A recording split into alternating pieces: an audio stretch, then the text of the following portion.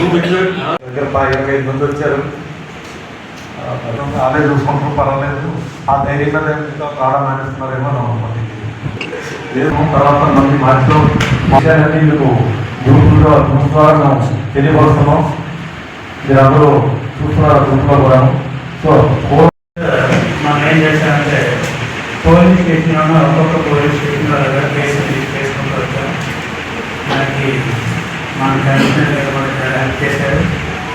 ఒక్కొక్క police station చేసిన తర్వాత ఆయన అరెస్ట్ అయిన తర్వాత కనీసం 100 రోజుల వరకు 3 మాసాల వరకు జైలు ఉన్నాడు.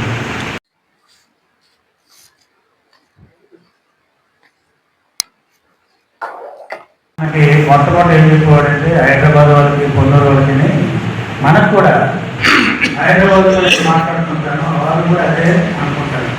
వాళ్ళు కూడా పరిస్థితి ఏంటంటే హైదరాబాద్ బ్యాచ్ ఏంటంటే మనలాగా వాళ్ళు ఒక ఇన్ఫర్మేషన్ కలెక్ట్ చేసుకున్న వాళ్ళు లేరు. అందులో ప్రతి ఒక్కరు కూడా ఏదో అయిపోయింది. మాది స్నేహ మ్యాక్స్ బాధితుల పరిరక్షణ సంఘం. ఆ సంఘం తాలూకా సర్వసభ్య సమావేశం ఈరోజు జరుపుకుంటున్నాం మన ద్వారకానగర్లో పబ్లిక్ లైబ్రరీలో. మా బాలభాస్కర్ గారు అలాగే చిరంజీవి గారు అందరం కలిసి ఈ యొక్క సమావేశాన్ని నిర్వహించుకుంటున్నాం. మా సభ్యులందరూ కూడా 126 మంది సభ్యులు ఉన్నారు మా సంఘంలో. ఈ సంఘంలో 120 మంది సభ్యుల తాలూకా డిపాజిట్లు స్నేహ మ్యాక్స్ వాళ్ళు మమ్మల్ని మోసం చేసి దగ్గర సంఘం సభ్యుల తాలూకా 30 కోట్ల దాకా మోసం చేశారు. అది కాక ఇంకా టీవీ షేర్స్లో కట్టాం, చిట్ ఫండ్లో కట్టాం. ఆ డబ్బులు కూడా మాకు ఇవ్వలేదు. రమారమి 3 నెలలు ఆ సంఘం మ్యాక్స్ తాలూకు సొసైటీ చైర్మన్ శ్రీ భాగ్యరావు గారు అలాగే వారి శ్రీమతి స్వర్ణలత గారు వాళ్ళ కుమారులు క్రాంతి కుమారు శ్రీకాంత్ గారు కూడా జైల్లో ఉన్నారు. అయినా మాకు ఇంకా వాళ్ళు ఇస్తామని చెప్పడం లేదు. వచ్చి మీ యొక్క సమస్యలు పరిష్కరిస్తాం కానీ మా డబ్బులు ఇస్తామని కానీ వాళ్ళు ఏం చెప్పడం లేదు. సో దానికోసమే మేము పోలీసు వారిని ఆశ్రయించాం. పోలీసు వారు కూడా దాని మీద చాలా శ్రద్ధ పెట్టి మాకు చాలా న్యాయం కొంతవరకు మాకు సహకరించారు. కొంతవరకు పూర్తిగా సహకరించారు, 100% సహకరించారు. వారు కొన్ని ఆస్తులు కూడా అటాచ్మెంట్ చేశారు. సో ఈ సందర్భంలో మా సభ్యులందరికీ విశదీకరించడం కోసం ఈ సర్వసభ్య సమావేశం పెట్టుకోవడం జరిగింది. సో దీనికోసం మా అందరం 2 సంవత్సరాలు బట్టి కలిసి పోరాడుతున్నాం. అయినా ఇంకా ఎంత టైం పడుతుందో మాకే తెలియదు. కాబట్టి మా సభ్యులందరినీ కోరేది ఏంటంటే ఇంకా ఎక్కువగా ఉధృతంగా ఈ యొక్క పోరాటాన్ని మనం ముందుకు తీసుకెళ్లాలని, దానికోసం ఈ సమావేశం ఏర్పాటు చేసి ఇలాంటి సమావేశం ఇంకా పెట్టుకుంటాం. కాబట్టి అందరూ కూడా మాకు సహాయ సహకారాలు అందించాలని మేము ప్రజలను కోరుకుంటాం.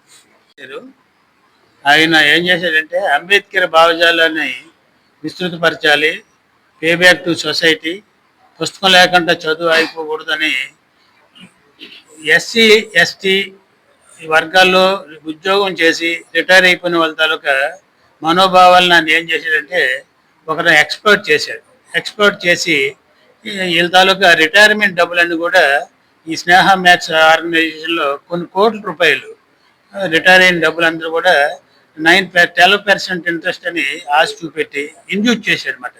ఒక రకంగా 12% ఇంట్రెస్ట్ అని చెప్పి వీళ్ళందరూ కూడా ఆశ చూపెట్టి అంబేద్కర్ భావజాలాన్ని అడ్డుగా పెట్టుకొని మా ఎస్సీ ఎస్టీ వాళ్ళందరి దగ్గర నుంచి కూడా కొన్ని కోట్ల రూపాయలు రమారమి 100 కోట్లు ఉంటుంది. హైదరాబాదు, కొన్నూరు, వైజాగ్ ఉన్నటువంటి అన్నీ కూడా మనం చూసినట్లయితే కనీసం 100 కోట్ల రూపాయలు ఆయన స్వాహా చేసి ఏం చేశాడంటే తన ఆస్తులు పెంచుకున్నాడు. భూములు కొనుక్కున్నాడు, ఇల్లు కొనుక్కున్నాడు, షేర్స్ కొనుక్కున్నాడు. తర్వాత కొన్ని ఆర్గనైజేషన్స్ ఒక సెల్ కంపెనీస్ పెట్టాడు. 15-18 సెల్ కంపెనీలు పెట్టాడు. సెల్ కంపెనీ పెట్టి అక్కడికి మనీ ట్రాన్స్ఫర్ చేశాడు, డిఫరెంట్ అకౌంట్స్కి మనీ ట్రాన్స్ఫర్ చేశాడు. అందుకని మేము అందరూ కూడా ఒక 5 పోలీస్ స్టేషన్లో ఎఫ్ఐఆర్ కట్టమైంది. ఇందులో మాకు పోలీస్ కమిషనర్ గారు నిజంగా మానవతావాది. ఆయన వల్ల అందరూ కూడా మేము ఈరోజు ఈ సమావేశాన్ని జరుపుకోవడం కూడా కమిషనర్ తాలూకు ప్రోత్సాహమే. ఎందుకంటే మాకు ఒక అవకాశాన్ని కలిగించారు.